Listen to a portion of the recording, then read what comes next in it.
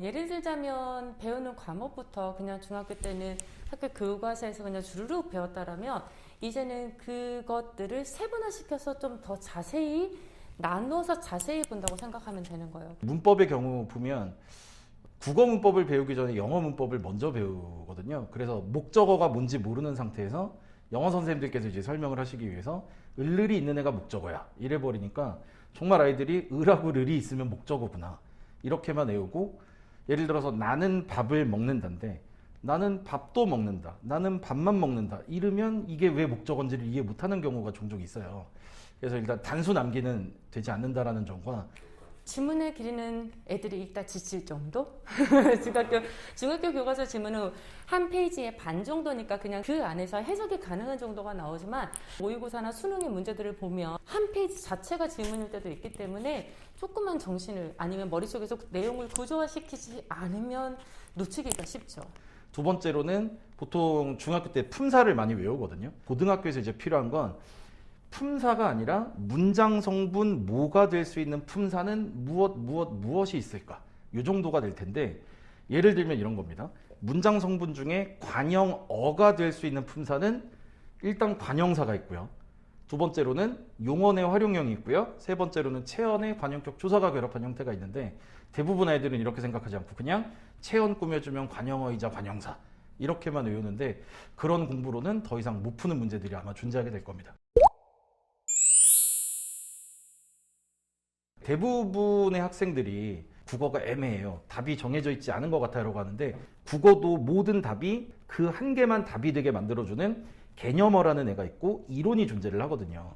독서의 경우는 읽는 방법이 존재하는데 아이들이 대부분 그것을 배우지 않거나 배웠지만 국어부 그냥 읽다 보면 풀리겠지 이래서 익히지 않아요.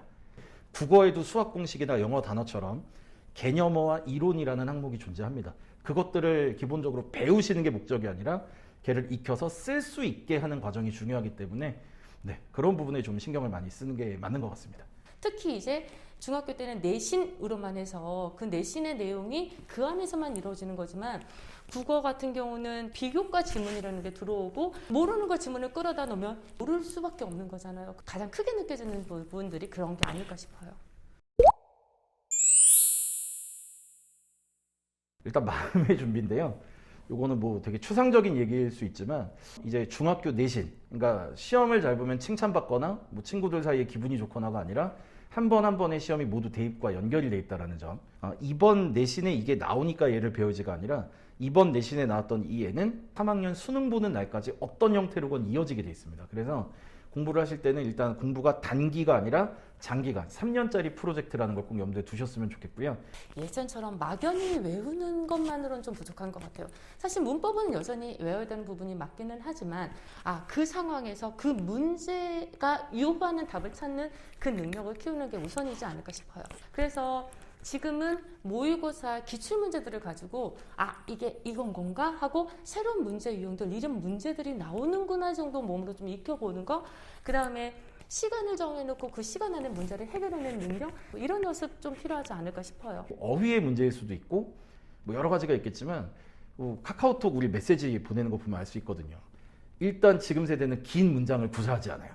문장 자체를 짧게 쓰니까 당연히 남이 쓴 걸 읽을 때도 긴 문장이 있으면 못 읽습니다. 그래서 적당한 길로 끊어서 읽는 것도 연습을 좀 하셨으면 좋겠어요. 제가 학생들에 꼭 해주고 싶은 말은 열심히 했어요 라는 말인데, 우리나라 고등학생 중에 열심히 안 하는 친구 없을 것 같아요. 그러니까 열심히보다는 정확하게 계획한 대로, 이쪽에 조금 더 가까운 말이 좋은 것 같아요. 그래서 정확하게 뭘 할 거고, 그래 내가 장점이 뭐고 단점이 뭐니까 장점인 이 부분을 살리려면 어떤 선택을 해서 어떻게 해나가야 되는지, 이런 계획을 막연하게 떠올릴 게 아니라 구체적으로 생각을 하고 고등학교에 올라오셨으면 좋을 것 같습니다. 내신 기간에는 정말 내신에 충실하고, 내신 기간이 아니할 때는 모의고사 문제, 기출문제라든지 아니면 각 영역별로 부분들을 저희가 같이 수업을 하고 있는데, 무엇을 배우든지 그 시간 안에 배워야 될 것들 제대로 배워나가고 자기 걸로 만드는 게 가장 중요하다고 생각을 해요.